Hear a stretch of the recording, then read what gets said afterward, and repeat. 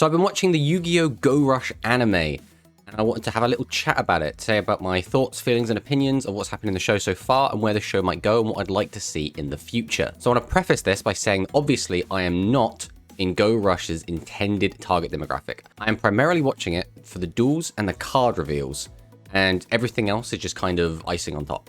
So the show itself is quite slow paced. It generally takes quite a long time to actually get into it. So a good example of this is the fact that it takes full entire 20-minute episodes to explain very simple concepts like drawing to 5 cards, what's a normal summon. And we keep seeing this as a recurring theme where we keep having entire episodes dedicated to very, very simple mechanics, such as episode 2 is just about what is a monster effect, how do you use it, and what is a tribute summon. But Go Rush is still teaching the viewers how to play the game as deep in as episode 15, where in the latest episode they have just taught us about costs and how to pay them and how powerful it can be to have an effect that has a cost, which is an interesting way to do it. So Go Rush likes to spend a long time focusing on very simple mechanics. I understand this show is meant for children, but I think there is maybe going too far. So in episode 1, the duel is basically, I'm going to summon a bunch of monsters, and then the next player goes, I'm going to summon a bunch of my monsters, then I will attack over them, and then I will kill you. And that is basically it. The only other thing that happens, I believe, is that Yuhi does set some back row, which are all completely dead. So it's kind of, it shows bricking, I guess, and then just normal summoning and attacking over for game. So that's not very interesting, but it's episode 1, so we forgive it. But then episode 2 just shows us simple activation of monster effects, again, with no cost, or no requirement, I suppose, which is just burn the opponent, and then just tribute summoning. And they make a big deal about how Udius doesn't really want to tribute summon because he treats his cards with respect, and he kind of gets over that, and then we learn how to tribute summon.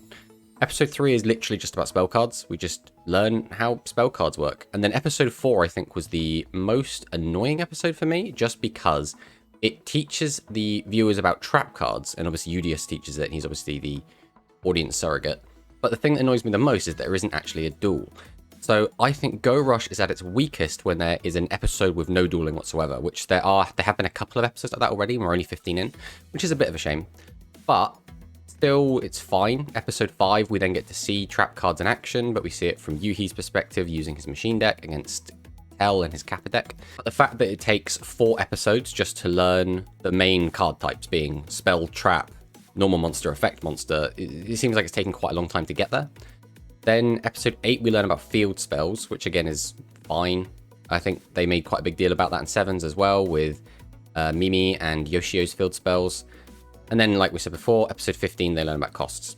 So again, we're learning the game very slowly, and because we're teaching the audience how to play the game at the same time, it means that the pacing of the show does feel quite slow, like not a lot has happened. So in the first 15 episodes, there have been 13 different duelists, which is, I think it's a decent amount. I think 7's had about the same. So within those 13 duelists, we have had 2 double ups already, which is a bit weird. We've had 2 players using machines, which is Yuhi and Gilixon. We have 2 people using Aqua, being Manya and Tel. Interesting that they've decided to double up this early. We got 2 machine, 2 Aqua, when there's already so many types we haven't seen yet. But, I mean, it's fine. It's not like a deal breaker or anything. It's just a bit strange when there are all these other archetypes or just types in general that we can go to, but they've decided to double up on a couple this early. I suppose on the plus side, you can mix and match those different Aqua decks and machine decks to try and make a more powerful, cohesive deck, but I don't know why they couldn't have just had the characters get new cards and boss monsters of their own and build up like that, but who knows. So far, we have had no insect duelist, which is a bit of a shame because we do have 2 pretty cool insect boss monsters in Dynastorcus and Anglodigra. But again, it's fine because it is also kind of cool to have some boss monsters which you can get from the booster packs that are not in the show, because then you feel like you're not using an anime characters deck, you're kind of using your own deck. And I think that's also got a kind of cool, interesting kind of theme behind it in itself. So if we do see a anime character using the insects, I will be quite happy. And if we don't, I'm also not going to be upset by it. I think it's very low-hanging fruit, and it's quite easy for them to just grab onto that, but they obviously choosing not to. So we have seen a lot of characters sharing surnames in Yu-Gi-Oh! Go Rush. This, at first, I thought just meant that it was going to be the children of the characters. So, for example, Yuhi and Yuamu have the surname Odo, so it makes sense that they were both Yuga's kids. because sharing the same surname. Then because Galleon works for them and seems to call them Young Master and Young Miss, that implies that because he was that way towards Asana, that Asana was potentially the mum, and also because Yuga and Asana had kind of a budding relationship going on. But then we learn that the Asana and Galleon that we have kind of assumed are them, their names are actually Asuka and Galixon, which tells me either they've changed their names or we are several generations down. So these aren't even necessarily Yuga's kids. These could be Yuga's grandkids, Yuga's great-grandkids, etc., etc. And then the same applies for all of the older characters, like Galixon could be Galleon's son or Galleon's grandson or anything like that, or some sort of parallel universe. Who even knows? I suppose Go Rush could do literally anything. There are aliens in it after all. But the other parallels are obviously quite obvious. Manabu and Gakuto have the same surname in Sagetsu, and Manya and Mimi have the same surname in Itachi. So the other thing that kind of connects Go Rush to Sevens is that Udius has the 7-star dual disc. Couldn't really say much about that. He's an alien from space.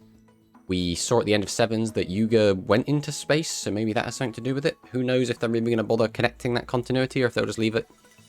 We'll have to wait and see.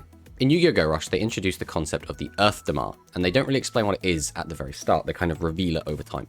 And Yuhi explains that the Earthdamar was his, but we don't really find out what it is for a little while. He's just complaining about, since he lost his Earthdamar, he's no longer good at Rush Duels. And then eventually we find out that the Earthdamar is something that was inside of him. It's some sort of gaseous, liquid, amorphic blob type thing. And it was extracted from him when he lost a duel to Tel, who is a Kappa alien. And when he lost that duel and had his Earthdamar taken, Tel then was experimenting on it and was trying to work out what he could do with it. And apparently he can now use it to make duel monsters real. So this then falls into the hands of Zuijo, who is the kind of first antagonist of the series. And Zuijo uses it. He soaks another character's dual disc in it, and then that character, when dueling, his monster, which is Magical Meek-chan, comes to life and takes over the duel and can physically start interacting with the world. At first, I thought this was kind of stupid, because I've always liked Yu-Gi-Oh! For the card games, for the most part. Like, whenever they'd bring magic into it, I always felt I'd roll my eyes a little bit. I'd be like, well, I'm kind of here to watch the games. I want to see interesting tournament arcs, that sort of thing. But I don't hate it just because the game has already set up this preface that it is a wacky world. Like, there are aliens around. There's all this strange technology going around.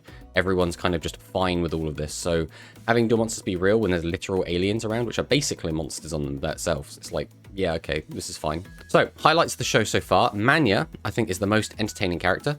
That's not really that surprising, considering Mimi was the most entertaining character from Sevens. In episode, I think, 13, Asuka using her excavator to destroy Matsuba Tower was fantastic. I love the idea that she has this enormous excavator. She just drives it through the streets and uses the giant saw on it just to smash into a tower.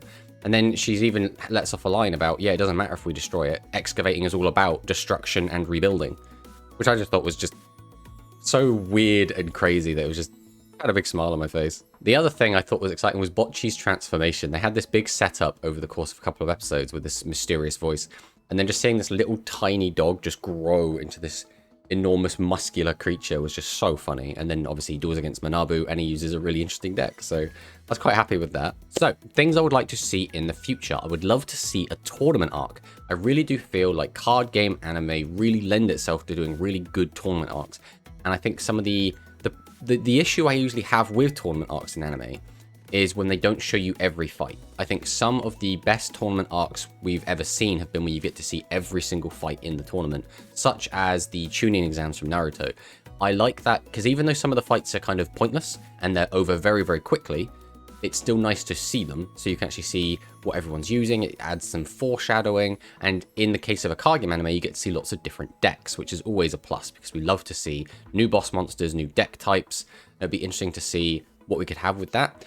In Yu-Gi-Oh! Sevens, they did a tournament, but we barely got to see any of the games. We got to see a handful of games from just kind of the main characters, which is fine, but it feels like they kind of rushed through that arc, and we didn't get to sit in it and really have fun in the tournament arc. It was kind of a rushed tournament couple of episodes more than anything else. I think it would be also cool to see a new summoning mechanic. So I haven't really talked about the game too much here, but just from an anime standpoint, from the TV show standpoint, Having a new summoning mechanic is always really hype, and it really adds a lot of excitement to the show, makes those episodes very memorable, and can just spice it up. Because a lot of the time, when a new summoning mechanic is introduced, it's used by a villain.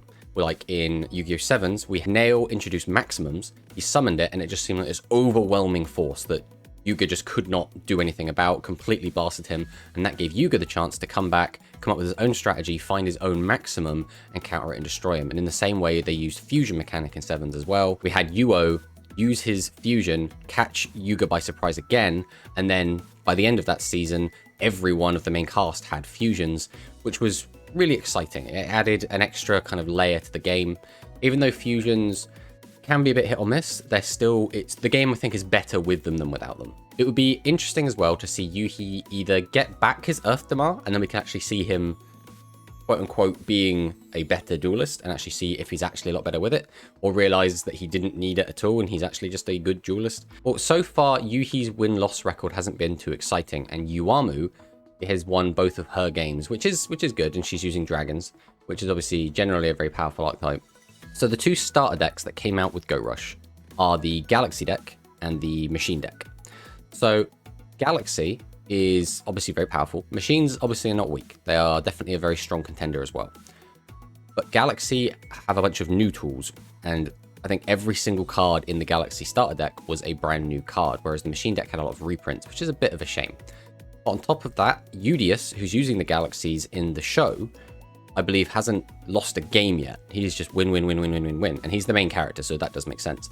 But it is a bit of a shame that Yuhi does not have as impressive a win rate or even number of games. I do feel like if you're going to have them both as the start decks, and let's say a couple of siblings or a couple of friends buy one of the decks each, and then they're both watching the show, the one who bought the Machine deck is probably going to be feeling a little bit left out, because their friend's deck is being used in almost every episode, is winning every single game. Their deck is getting very little screen time and is not even boasting a super impressive win rate. I think back to when Yu-Gi-Oh! First came out and we got the Yugi and Kaiba starter decks. First off, the contents of the decks are kind of irrelevant. The point is that Yugi and Kaiba were both really fun, interesting, and cool characters. So if you had the Yugi deck, you got to see your cards a lot more often in the show, and obviously Yugi almost won every single game, and Kaiba also was kind of a commanding screen presence, where whenever Kaiba was on the show, everyone wanted to be Kaiba. I feel like not many people wanted to actually be Yugi, so even though Kaiba wasn't on the screen as much as Yugi, a lot of people still loved him as a character. Everyone remembers his iconic Blue Eyes White Dragon. It's a really cool card, and it just feels like Yuhi isn't that. Like he's an afterthought, and that's kind of what he feels like in the Go Rush anime. Like, as a character, he's fine, but as a duelist, he's a bit lackluster. Whereas his sister, Yuamu, she's only had 2 duels, which again is a bit of a shame. I'd like to see Yuamu in a few more duels, but she has a 100% win rate. So she almost feels like she would have been a better, like, rival character.